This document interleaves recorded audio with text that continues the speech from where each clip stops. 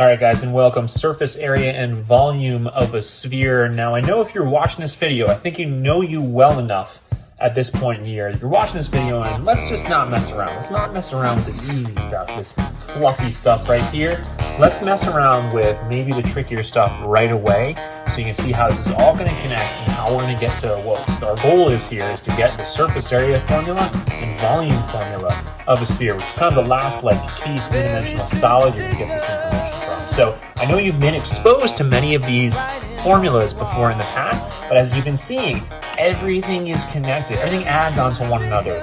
Assuming that if the edge of a cube is unit 1, then that would be 1 cubic unit. We can splice and dice those cubic units any way possible and derive those formulas for any other shapes, be it other types of prisms, and then that got us to cylinders, and then that got us to cones, and then that got us to prisms, to pyramids, and also we're finally going to use some of the other shapes that we have already to help get us to spheres. So let's do that right now. Okay, so what you're looking at right here, the sphere, cone, and cylinder above, right here, all have the same radius and the same height. And luckily for you, this arrived in the mail from Amazon. I actually have some demonstrations of this. So what they mean by this, and you'll get to this in the second page, but I want to explain it now. We have the same radius for the circular bases of this cylinder as the base is for this cone, and these have the same height. From the perpendicular from the apex to the base is the same distance as the perpendicular from connecting any two corresponding points from the bases of the cylinder. Same deal here for the old sphere. The sphere here has the great circle of the sphere has the same radius as this cone, for instance. This is a hemisphere right here. So if I put this like this, it matches up because this sphere has the same radius as the base of this cone. And lucky for you, for our demonstrations today, this sphere doesn't really have height. We don't really talk about sphere in terms of its height. We talk about it in terms of the distance from the center of that sphere to any point on the sphere is consistent, right? Each point is equidistant from that center point of the sphere. So we don't really talk about height, but just check this out right here. These would, if we were to measure from one end of the diameter to the other end of the diameter, that distance would be the height of this cylinder and the height of this cone, okay? And the reason why that's important is because, don't we know formulas? Don't we know formulas for instance, the volume of a cone? When isn't it just 1/3 pi r h? Isn't it just that? And then don't we know the volume formula for a cylinder? Isn't that just volume equals pi r squared h? I missed my squared here. So we're going to use these because this is going to help us get to the volume formula for a sphere. And if they all have the same radius, right? My sphere has a radius. We can give it a variable. What should we give it as our variable? I think you guessed it. It's r. And this would also be r. And this would also be r. We can kind of compare formulas because the radii are the same in each of these figures, because that's what's given to us by the premise of the problem. So where this is going to come in handy here is that if we have this being r and that being r, that's all great and all that we have the same radius for the bases of these guys here, but actually, how can we think of r, which is the distance from the center to any point on the sphere? How can we think of r actually in terms of the height of the cone and the height of the cylinder? Because we can actually rewrite these equations a little bit further, and then that's going to help us get to the volume formula for the sphere. Well, what do we think? What's that h? Well, h here is this. We know that the h's are the same in each of them, but can we write h here in terms of r? What would h be? Well, if you're paying attention a second ago, the h of this, the height of this sphere, would just be from one point at the end of the diameter to the other end of the diameter. So that would be 2r. You guessed it, 2r. 2r. And 2r. So I'm going to replace h with 2r in this situation, and I'm going to replace h with 2r in this situation, because we could compare the volumes of all of these just by knowing the radius, and we'll get to that a little bit later. I want to get that to you in front of you as a heads up. So let's jump into it. Some little bit of background on spheres at the beginning, but the key thing is we're going to pick right back up on this about comparing the volume that you can fit for a identical radius sphere to the cones, and the heights would be the same. So 2r would be the height of each of these solids. So let's get into it now.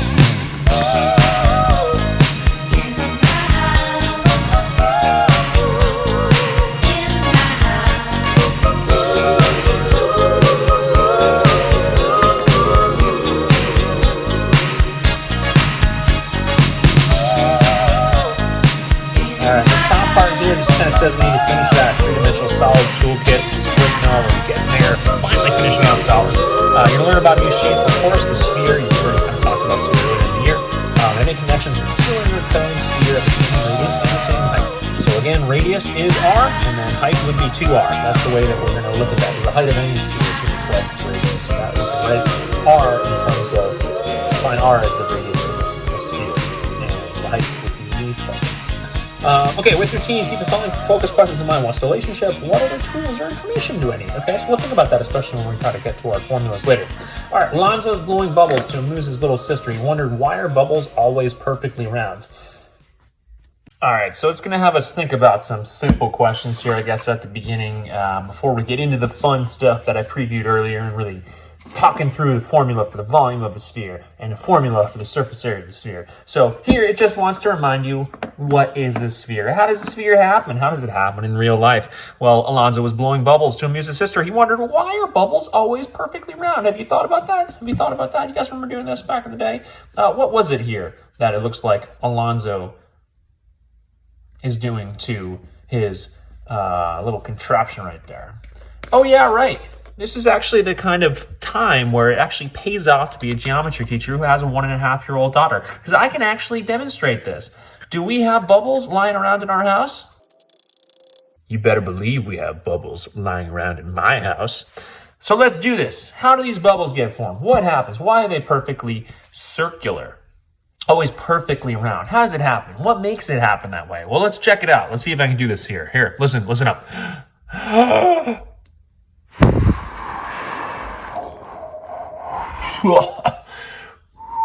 What made, for instance, trying to get one you can see, what makes that bubble, and that bubble, and that bubble, and all these bubbles perfectly round? There we go there. Oh, right. Air. Air makes that possible, right? When you blow a bubble, blow it through this contraption, it disperses, right? Disperses all the liquid, and it disperses it equally in all directions of the three-dimensional space that we live in here. So because of that, we know this is circle. We would have a fixed point, kind of a focal point in the middle, where all around it is where air is getting distributed, and it would get distributed in equal amount in all of our dimensions. And that equal amount is called the radius. So maybe you wrote something like that, and I'll just write it in here so you have it. But air distributes the bubble liquid. Got to buy that bubble liquid in all directions in three-dimensional space equally. So equally in all directions. I probably would have rewritten it that as liquid equally in all directions in 3D space. So that means we have a radius from a common center. Shape of the bubble is called a sphere. Oh, yes, of course it's called a sphere. What other objects can you remember seeing that are shaped like a sphere? Well, I don't know. A basketball. A basketball. Let's put that one down. And anything else? Any other spheres you guys came up with? Oh, no, that's it. That's the only other sphere that exists in the world. Oh, sure. Fine, that's fine. What shapes are related to spheres? How are they related? Well, any kind of solids, such as, right, prisms, cylinders, etc., because a sphere is a three-dimensional shape. And what else? Oh, circles, right? Circles, because they also have a radius. This idea that there is a fixed center and a collection of points that are all equidistant from that center point. And the only differences between a circle and a sphere is that a sphere is three-dimensional, so it doesn't have to be all the points equidistant from a center point within a specific plane. It's within all of space. So a circle, right, you get a circle if you just constrain it to one and only one plane. Down below is going to give us a little bit of context of why we're going to care about getting our volume formulas and surface area formulas. So hopefully you went through it. I'll just go through it briefly. 1167, Geography Lesson Part 1. Alonzo, he learned that in his geography class, about 70% of the Earth's surface is covered in water. That's amazing, he thought. This information only made him think of new questions, such as, what is the area of land covered in water? Oh, yes, that's interesting. So I gave the percentage pretty quickly, but maybe he can't get the area yet, the overall area, because he doesn't know how to calculate that yet. What percent of the Earth's surface is the United States? Yes, that's true. You throw a dart at a map, what are the odds you're going to hit the United States versus some other country? And what is the volume of the entire Earth? Yes, all valid questions, right? All valid questions. Discuss Alonzo's question with your team and decide what facts about Earth will be helpful to know. Well, I think the radius, this radius comes in super handy for a lot of formulas. And it's probably going to come in useful for the sphere formulas. Why not? So radius of Earth could be helpful. What else could be helpful? I guess that would help us get the circumference of Earth. Really, that's just the main thing, right? Spheres, remember, spheres are just measured by radius, right? You can get the 3 dimensions here. You can get the width, you can get the length, and you can get the depth. Right, depth by just using r. So that's really all that's going to matter, I think. It's helpful to know. But I guess the formulas is really what we're getting at. Formulas for the surface area of sphere. That would help us out for getting the amount of area that the whole Earth takes up on its surface, and therefore just multiply that by 30%. That gets you the area of the land that's covered in lands, but multiply by 70% would give us the amount of land covered in water. Volume is going to help with that second part, just as what's the volume of the entire Earth. So let's go ahead and get the formula. What do you still need to learn in order to answer Alonzo's questions? Well, we got to get some formulas, and that's what we'll get to on the next page. Okay, so those were kind of like just get you thinking questions, get started, and then we're going to run into the fun stuff on page 2. And in order to answer his questions, Alonzo and his team, he decided to get out his plastic geometry models. He has, once again, we have a sphere, we have a cone, and we have a cylinder that each has the same radius and same height. Look at that, it just fits perfectly. So the top of this would be tangent to this base here if we can put it inside. And the bottom of this would be tangent to the bottom base here of the cylinder. And likewise here, right, this apex would touch the very top, but the base would just be tangent to the south pole here of the sphere. So anyways, I think you got this, but we'll just redo it again. Draw an example diagram of each shape. They have the same radius and they have the same height. So again, we don't really talk about spheres in terms of their heights, but if we're thinking about like left, right, representing maybe is 1 radius, right? Its width actually would technically be 2r as well, right? Because we have r and r there. So its width is 2r. That means its height going from up here to down here is 1 diameter length. So its height is 2r as well. And then the same thing could be said, because we have the same height for the cone, and the base has the same radius, right? It has the same radius and height of 2r. And finally, we got our good old cylinder right here, which we're saying has the same radius as the sphere. So we're labeling it r, and it has the same height as the sphere. Height is 2r for the sphere, height is 2r for the cylinder.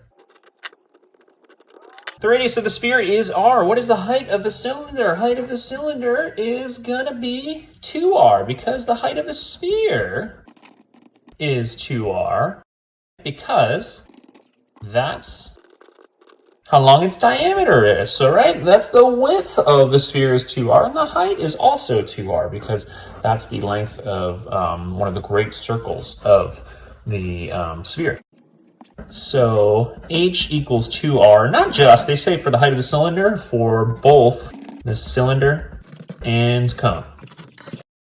So now we get into it here. We have our models ready, and we're actually going to do, instead of proving this, we're going to do this using water.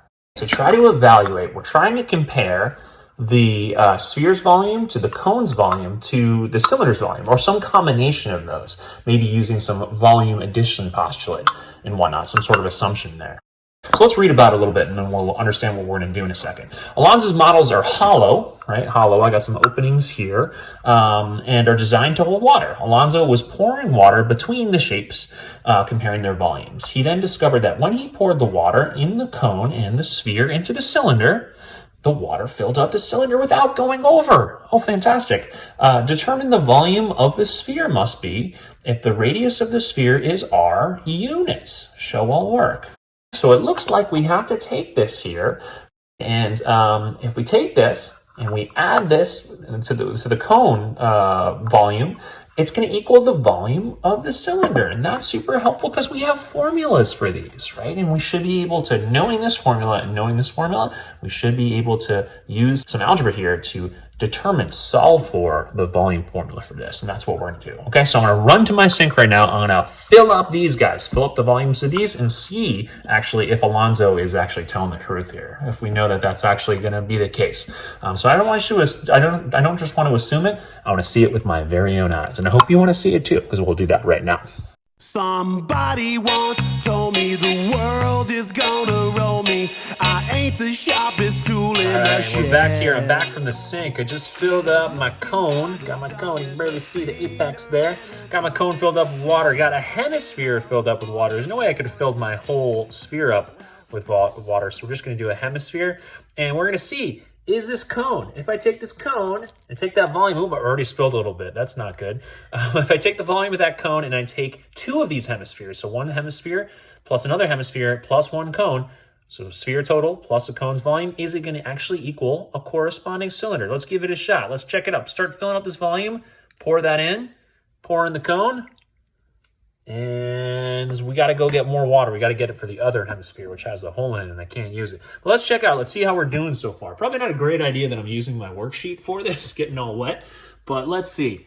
Ooh, we filled up, it looks like 2/3 of it or so. We filled up a decent amount of it. I'll be right back in a second, and we'll see if we can fill up the rest with the remaining hemisphere. Remember, one sphere plus one cone, is that going to equal the cylinder? We'll be right back.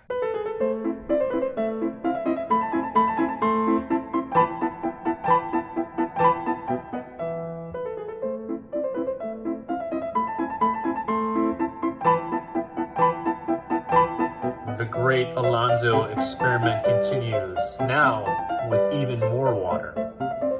The question is going to be, right, we have one cone's worth put in there so far. We have one hemisphere put in. Let's see, is one sphere plus one cone's volume, is that equal to the volume of a cylinder? And look, did we spill? Well, I spilled a little bit earlier, but that was other stuff. Let's see how we did. Let's see how close we got.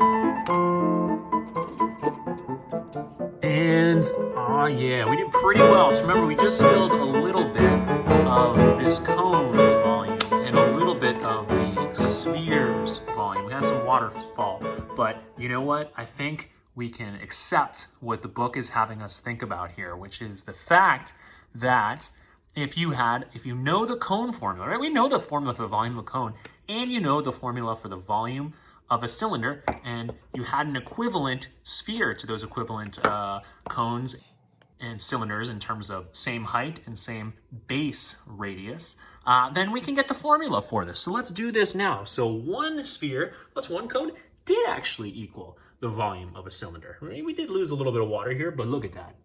We can't be wrong about this, can we? Well, inductively, let's just assume it's true because it actually is true. The deductive proof, much harder, and maybe I'll go through that with you guys at some point in time, but for now, I would just accept it. And let's now deduce this. If we can accept what we just did deductively, let's see if we can deduce the actual volume of a sphere formula using what we just saw right here. So we're going to know, again, in this chapter, we don't have a volume addition postulate, but if we did, right, you just kind of assume that you know it works. The volume of the sphere would have to equal the volume of the cylinder minus the volume of the cone. And we did this in such a way, like I did on the front, where we can figure out these all in like terms. So volume for the sphere is the question mark. That's what we're going to solve for. Volume for the cone was 1/3 pi r squared times by 2r, right? Because 2r is the height of this. And this here is going to be, we don't the same thing, but we don't have the 1/3 in front. We just have pi r squared times by 2r. So using this, we can actually isolate what the volume of the sphere is going to be by subtracting.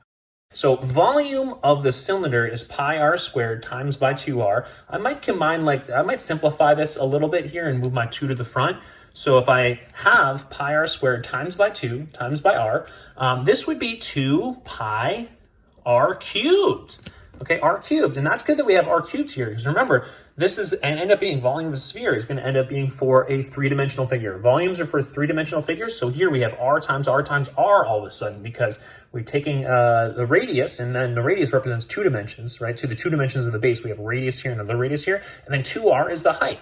So 2 pi r cubed would be the volume of that particular cylinder, which is, again, based off the base's radius. And now we're going to subtract the volume of the cone. So here, this is a little bit more complicated because we have this 1/3 in front. So 1/3 times by 2 would be 2/3. And then r times by r would be r cubed, and we just have 1 pi right there. So we have pi r cubed. So is that our formula for the volume of the sphere? Or actually, can we combine like terms right here? Oh, look at this. We actually do have like terms. We have pi r cubed written right here. And in this front one, we have 2 pi r cubes. And this back one, we have, well, we're taking away 2/3 of a pi r cubed. So if we have here 2 and we're taking away 2/3 of it, we're going to be left with what? We're left with 1 and 1/3. 1 and 1/3. So I'm actually going to write 1 and 1/3 over here, because we're going to write that the formula that you'll see be written as an improper fraction. What's 1 and 1/3 written? As an improper fraction. Well, 3/3 is 1, right? So 3/3 plus 1 is 4. So 4/3 is what's going to appear in the formula. So 2 pi r cubes, take away 2/3 pi r squared, is going to give us 4/3 pi r cubed. And that, my friends, is the volume of a sphere. Formula! We've made it. We've made it. So notice the structure of this here. This is a formula for volume because r is being cubed. That's the only dimension that appears in here in the formula. There's really only one dimension you talk about when you talk about circles or talk about spheres, and that's going to be the radius. That's the only way we measure in a three-dimensional thing like here. We can measure the length, the height, and the depth, right, through in terms of r. So r has to be cubed there in the formula. So r is cubed here, and then the 4 is divided by 3 in the coefficient. That's a shortcut because this formula could get easily mistaken for the surface area formula, which we'll go on to next. All right, 1169, it says, now that Alonso knows that spheres, cylinders, and cones with the same height and radius are related, he decides to examine the surface area of each one. As he paints the exterior of each shape, he noticed that the lateral surface area of the cylinder and the surface area of the sphere takes exactly the same amount of paint. Okay, interesting. Lateral surface area of the cylinder and the surface area of the sphere take the exact same amount of paint. So that's neat. So do we know how to calculate the lateral surface area of the cylinder? Yeah, we do. That's just 2 pi r h. So we take the height and multiply by the circumference of the base. We'll get to that in a second. So that's going to help us get the surface area of the sphere in just a second, because we know that our slant height has got to be 2r. And if our circumference is 2 pi r, that's going to get us to our formula in a second. So now we have it all set up, and this one isn't, again, this isn't really a proof. This is just kind of one of those beautiful coincidences here. And maybe if we have time, we'll go through the proof. But the idea is that, just notice this here, look at this, try to accept this. If we have, like a soup can or something like that, and we have a wrap around the outside, we have a label, we have this lateral surface area. If we were to wrap that up, right, reform that somehow, create it as wrapping, we could actually wrap around a ball, right? We could wrap that around a ball that would have the same exact height as that cylinder and the same radius of its base. So the radius of the sphere that could be wrapped up using just this, right? So imagine this, we put this tennis ball or something like that inside the bucket of balls, right? One ball inside. If we just fold it in, right? If we fold it in, and we'd have to do more than that to make it fit perfectly, right? And redistribute part of the area to other parts that wouldn't get covered. But this lateral surface area would be equal to the surface area of an entire sphere that has the same height, and therefore the 2r would be the height. And the radius would also be the same as the base of the cylinder. So let's, again, just similar to last assignment, the way we figured this out was starting with one of the formulas that we know already. And the formula that we know for that one is, well, the lateral area. Remember, if we unfurled it, okay, we take this whole thing here, this whole blue thing, it would fill up a rectangle.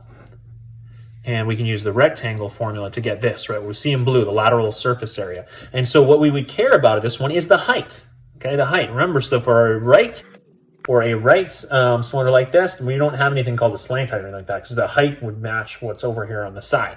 So we have height, and then we have 2 pi r as the width of the label, because that would be, right, 2 pi r would be this whole circumference, right? We cut over here, and then we unfurl it. We go all the way around, 1 revolution.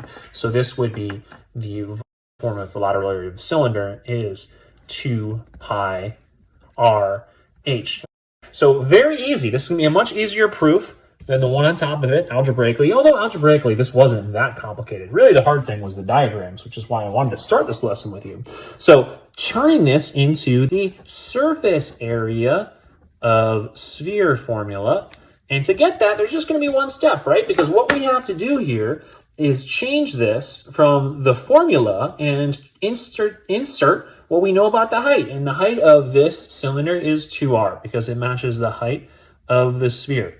So the sphere's height is always going to be 2r, right? It's always going to be a length of a diameter. So simply all you have to do to get this lateral surface area here is to take 2r, multiply it times 2, and that's going to give us 4 pi, and then we have 2 r's that multiply together. And when we have r times r, that's just going to be r squared. So we've arrived at the surface area of a sphere formula. Check it out right here, right here. So really check it out and compare them.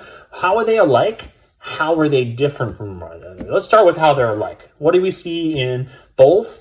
And well, how can we remember that this is going to be volume and then this is going to be surface area? Okay, what do we see in both?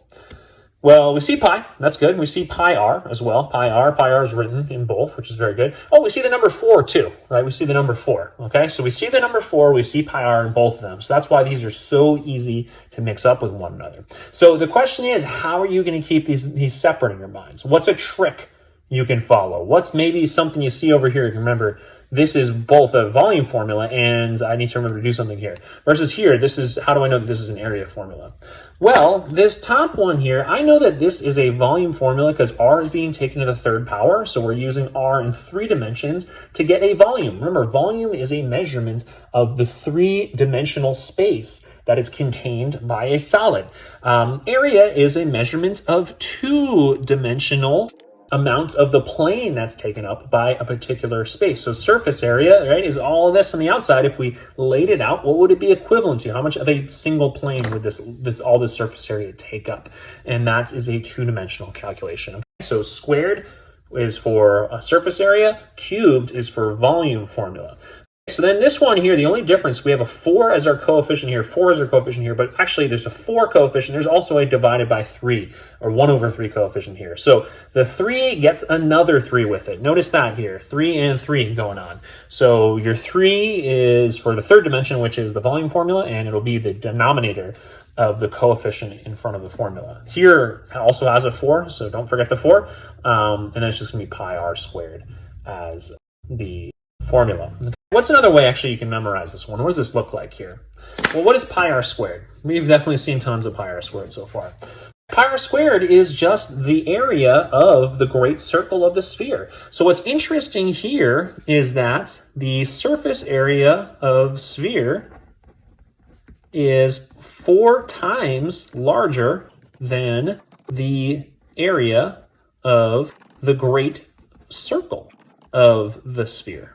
And that's another neat connection, that if you could run a plane through the sphere and it goes through the center of that area, multiply it by 4, you could cover the whole thing. So imagine a plane going through the center of the Earth, going through the Earth's core, right through the center, and multiply that by 4, that covers the whole Earth, which is pretty neat.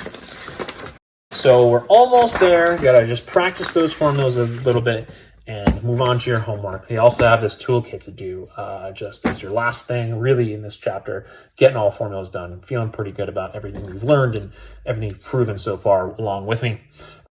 We have question 1170, geography lesson, part 2. Now that you have strategies for finding the volume and surface area of a sphere, return to problem 1167 to help Alonzo answer his questions. That is, determine the area of Earth's surface that's covered in water, the percent of the Earth's surface that lies in the United States, and the volume of the entire Earth. It looks like they gave us some more information here, which is really, really helpful for us to figure this out and get to for these 3 questions. We'll answer these. Remember, in chapter 10, you determined the radius of Earth is about 4,000 miles. Alonzo did some research and discovered that the land area of the United States is approximately 3.5 million square miles. So, why does it have to be so exact? Even though it says approximately. Okay, so you determine the radius of the Earth is about 4,000 miles. So let's start with the Earth, the area of Earth's surface that's covered in water.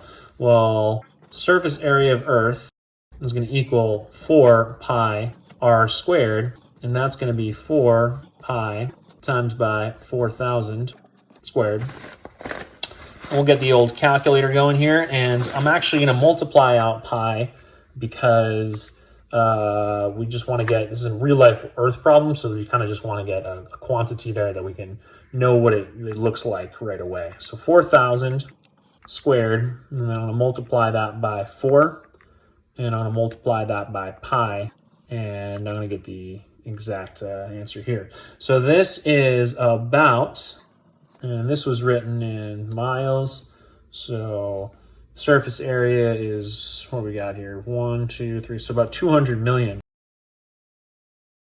About 200 million or so cubic miles. It's pretty big.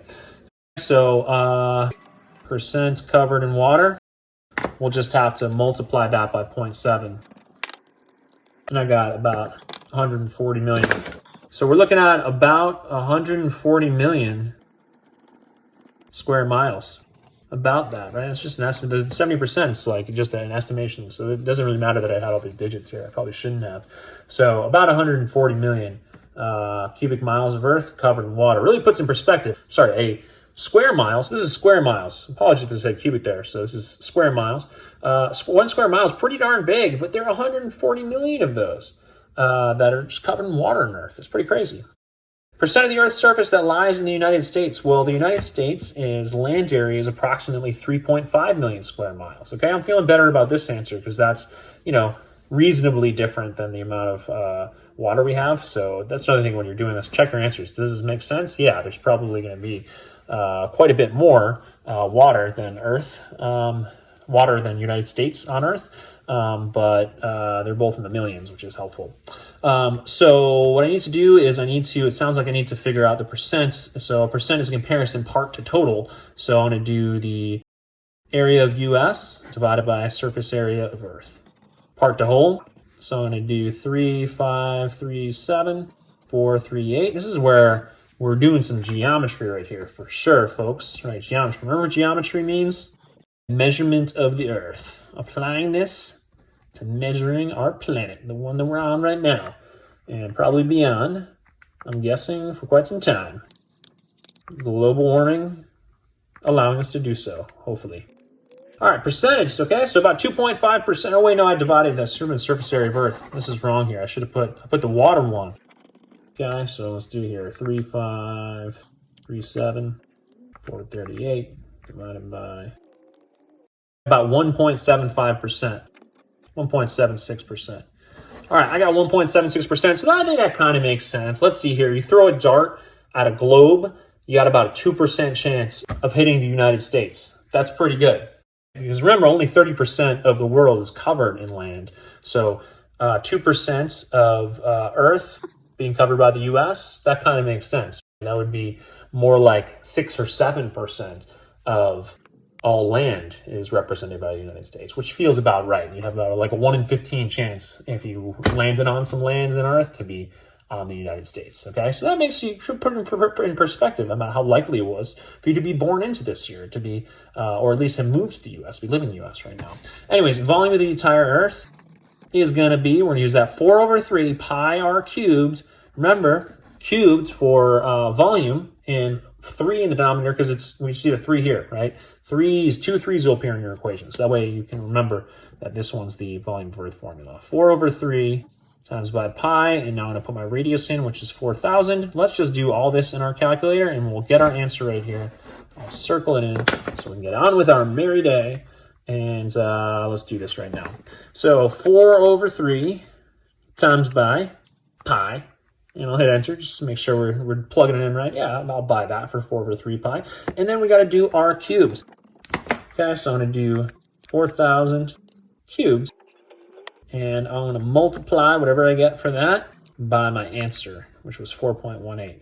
And let's see what I get. Hoo, that's a pretty big number. It's a little scientific notation right there, because Earth is a pretty big place. So I got 2.68 times by 10 to the 11th power cubic miles. That's what I got for my answer. Did you get that for your answer? Well, I hope you did, because I hope we did that correctly. That seems like a lot of cubic miles. I don't know if that was done correctly or not, but Earth's a pretty big place. Right? 4,000 cubed, yeah, is a pretty big number. So I think that's probably good to go. All right, wrap things up. Go back to your notes, right? Remember your notes, you started kind of a toolkit out, just logging down all the formulas. You want to have that in one place. You want to save that, right? These formulas will come up in future studies. So have it in one place so that you can look back to it in future years. So complete the entry for a sphere. So now you should have done prisms. You should have done cylinders. You should have done pyramids. You should have done cones, and now finally spheres. Get the volume formula on there, get the surface area formula on there. Do you need to have a lateral area formula on there? You have lateral area formulas for like pretty much every single other one. Do you need a lateral area formula on there? No, you don't, because right, a sphere doesn't have a base, right? Kind of all the area here is lateral surface area, so we just call it surface area of the sphere. Unlike this one, this was a lateral surface area of the cylinder. Fill it on out, get it all completely good to go, and then you're in great shape. Hey, we've made it. We finished the ends with some water, or help the water here. 1 cone plus 1 sphere equals the volume of 1 cylinder, as long as they have the same radius and the same height. And that's that. That was a good one. All right, talk to you guys later. I will be king.